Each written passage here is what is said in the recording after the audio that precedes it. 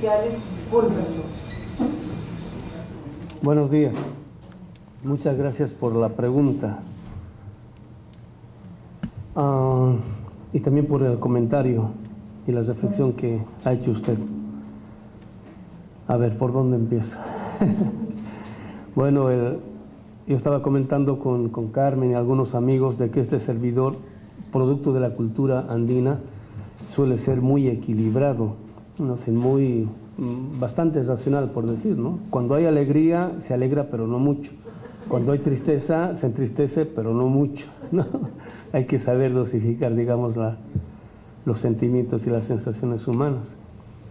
Entonces, como en los grandes actos humanos o hechos humanos, uno cree que está preparado para esas situaciones, pero nunca está preparado, nunca. Y bueno, yo he hablado muchas veces en público, en medio de gente, y supuestamente yo estaba preparado, pero no, nunca estuve preparado, ¿no? Desde el momento en el cual me estaban entregando la plaqueta con la pluma, todo eso ya estaba quebrado en dos. Y uno desarrolla técnicas de respiración para poder controlarse, y hacía mis ejercicios de respiración ahí y no pasaba nada. Tomaba agua, todo eso, y estaba pero ya totalmente desbordado, ¿no? Entonces cuando empecé a hablar, pues ustedes sintieron ahí la emoción, ¿no? La emoción es por lo siguiente, es un poco lo que yo dije el día de la presentación. Cuando uno empieza este tipo de trabajo, empieza literalmente solo. Hasta los propios a uno le dan la espalda, ¿no? Pero uno tiene que tener la suficiente entereza como para creer en las grandes intuiciones, ¿no? Es un poco lo que ahora decimos a partir del modo como los sabios de los pueblos originarios conciben el cerebro. Yo no parto de la neurobiología moderna europea, yo prefiero lo que los sabios amautas de los pueblos originarios dicen acerca del cerebro, ¿no? Ellos dicen que el cerebro está dividido en dos hemisferios, el izquierdo y el derecho. El derecho es el cerebro femenino e intuitivo, sin el cual el hemisferio izquierdo es nada. El cerebro izquierdo es el masculino, instrumental, racional y lógico. Entonces, la cultura andina ha desarrollado, son los sabios, dicen, para ser sabio tú tienes que desarrollar el lado derecho, ¿no? Para ser inteligente tú tienes que desarrollar el lado izquierdo, pero si desarrollas sin el derecho, esto se vuelve de dominación. Esa es la racionalidad moderna, ¿no? Es el desarrollo del cerebro derecho, masculino, sin el cerebro intuitivo y o femenino. Y el hemisferio derecho es el que está conectado con la Tierra y con el universo. Y el cerebro, o el hemisferio izquierdo, es el que está conectado con lo instrumental. Y como la racionalidad moderna es machista e instrumental, es el desarrollo del hemisferio izquierdo sin el hemisferio derecho. Por eso deviene suicida, sin criterio y, ¿cómo se llama?, instrumental. Es el que convierte todo aquello que le aparece en objeto, es el hemisferio izquierdo. El que dignifica la relación con la realidad es el hemisferio izquierdo, es el lado femenino. Por eso allá siempre se concibe todo la unidad de una dualidad. No puede funcionar uno por su propio lado, por decir, ¿no? Entonces, dicen los sabios amautas, por donde llega el conocimiento, las grandes intuiciones, es por el hemisferio derecho. Entonces, uno tiene que saber creer en eso, ¿no? Y al principio el hemisferio izquierdo no tiene conexión o relacionalidad lógica como para poder interpretar las grandes intuiciones. Por eso empieza uno solo, porque no todo el mundo, digamos, recibe ese tipo de intuición, que es posible pensar con rigor, con profundidad y en sentido universal desde la perspectiva de los pueblos originarios. Y eso aconteció con el diálogo con Apple, el año 91, después de preparación de un seminario grande durante un año con Enrique Dussel. Yo siempre digo, Enrique Dussel yo lo conocí por el seminario sobre el Capital de Marx, Yo me metí con su obra porque yo quería trabajar Marx sistemáticamente. Sabía que no sabía Marx, ¿no? Y por eso me puse a trabajar en el seminario. Y después de eso yo pensaba abandonarlo, seguir por mi propia cuenta, porque su filosofía, o sea, ahí me parecía filosofía local, política, sin ningún tipo de relevancia, ¿no? Yo después de estar 2 años en su seminario, hasta que tenemos el seminario con Apple, mi argumentación, que ya empezaba desde los pueblos originarios, ¿qué significa pensar el concepto de comunidad desde los pueblos originarios? En contraposición al concepto de comunidad ideal que está presupuesta en la obra de Apple y de Habermas, pero ahí el maestro es Apple, ¿no? Entonces, él maneja un concepto de comunidad, ¿no?, que proviene de la tradición europea occidental, y yo empecé a manejar el concepto de comunidad que proviene de la tradición andina, ¿no? Y como dicen los mexicanos, me fue en feria. Me fue en feria, se me fue mal, me dio una arrastrada, un revolcón, porque no tenía argumento. Ese es el problema, no tenía argumento, ¿no? O sea, era, como dice Hegel, un sentimiento que no se había elevado al ámbito de la razón todavía, ¿no? Entonces, en la discusión, yo me di cuenta de que lo mío tenía sentido, pero había que construir un marco categorial con el cual hacer inteligible eso. Y fue, sí, el momento más propicio, porque hasta 1985 la filosofía de la liberación latinoamericana era solo latinoamericana, no era todavía universal o mundial, digamos, como ahora se dice, ¿no? Entonces Dussel acababa de trabajar Marx y se enfrenta con la ética de la liberación, con la ética del discurso, que tiene una fundamentación muy sofisticada, ¿no? Con el concepto de nicht hintergebarkeit, así la irremontabilidad, donde la razón va atrás, ya no puede ir más allá. Eso decía Apple, es el lenguaje, ¿no? Y el lenguaje es comunitario, y más allá de eso no se puede ir. Entonces, es la fundamentación última. Y cuando nosotros llegamos ahí y decimos, órale, ¿ahora qué hacemos? Nosotros hablamos de la filosofía latinoamericana, ¿no?, que quiere fundamentarse desde sí misma, pero con esta fundamentación no se puede, está difícil, ¿no? Entonces Dussel dice, vamos a empezar de nuevo de cero, ¿no? Yo dije, órale, yo me meto y voy a empezar de nuevo de cero, porque antes supuestamente yo tenía una fundamentación, pero en ese diálogo se me fue al piso. Entonces dije, vamos a empezar de cero, y ahí vi cómo Dussel produce su nueva fundamentación, que es la ética de la liberación. Yo fui testigo de todo eso, o sea, yo siempre digo, lo hicimos porque en parte he participado en todo eso, porque me conozco de memoria. En cualquier lugar yo puedo exponer de pe a pa ese libro porque me lo conozco, lo he expuesto muchas veces, sé cómo se ha escrito, sé cómo hemos discutido, etcétera, etcétera. Y nos hemos metido a fondo a la hora de Apple y de Habermas para deshacerlo por dentro.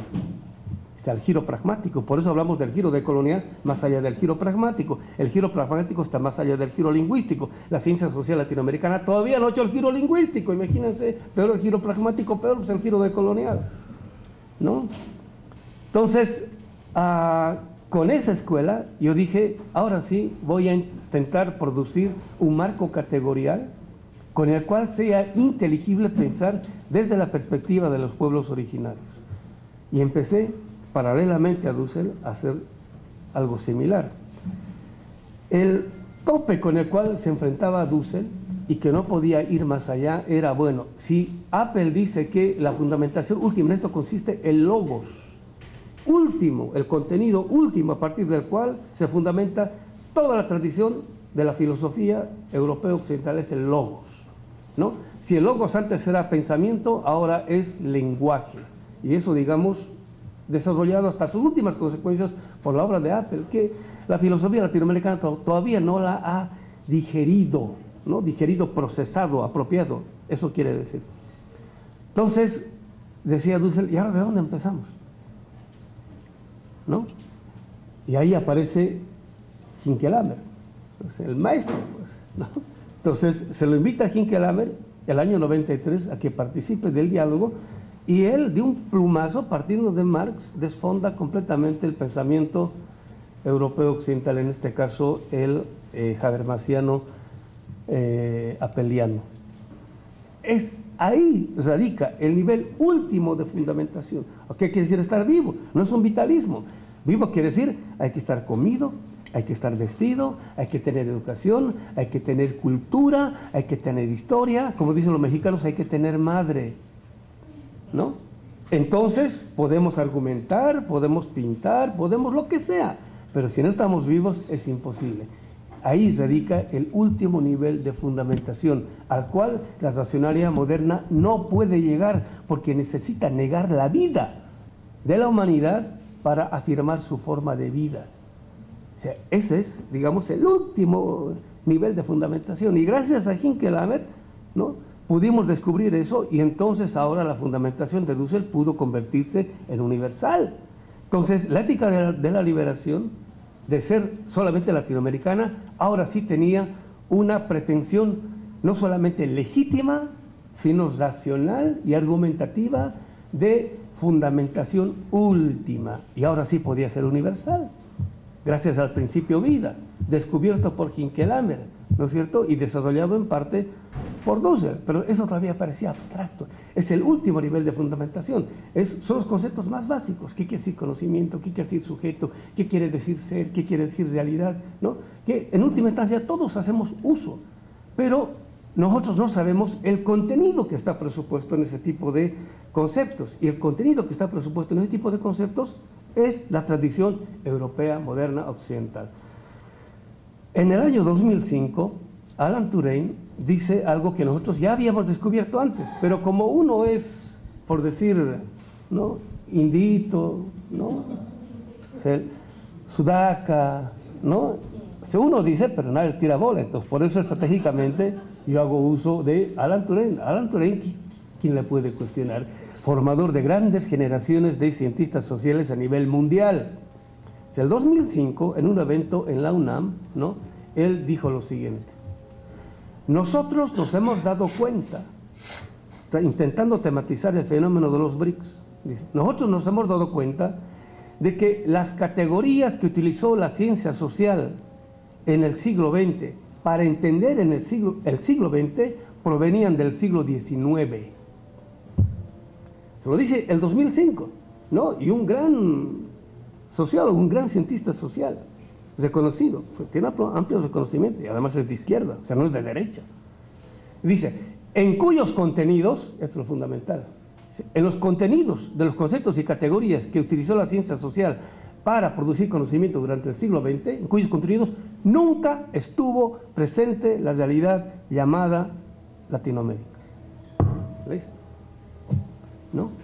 Para decir de otro modo, con Boaventura de Sousa Santos, él dice, ¿no es cierto?, la ciencia social y la filosofía que conocemos en el siglo XX ha surgido básicamente en 5 países, ¿no?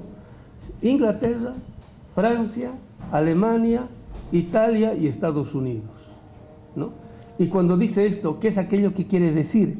Quiere decir que el contenido que está presupuesto en la formalización de los conceptos son los problemas que plantearon estos países. Es la realidad problemática que planteaban estos países, que algunos pensadores se apropian de ello y lo elevan al plano del concepto. Y en la medida de su abstracción permite su universalización, ¿no? O sea, el contenido de los conceptos que utilizamos son totalmente ajenos a los nuestros. O sea, ni siquiera está la Europa del Sur, como dice Boaventura de Sousa, están los países del centro. Y cuando utilizamos ese tipo de marco categorial para producir nuestro tipo de conocimiento, produce literal desconocimiento. Nosotros le llamamos encubrimiento. Y por eso, después de 2 siglos de intentar estar produciendo conocimiento respecto de nuestra realidad, no nos conocemos.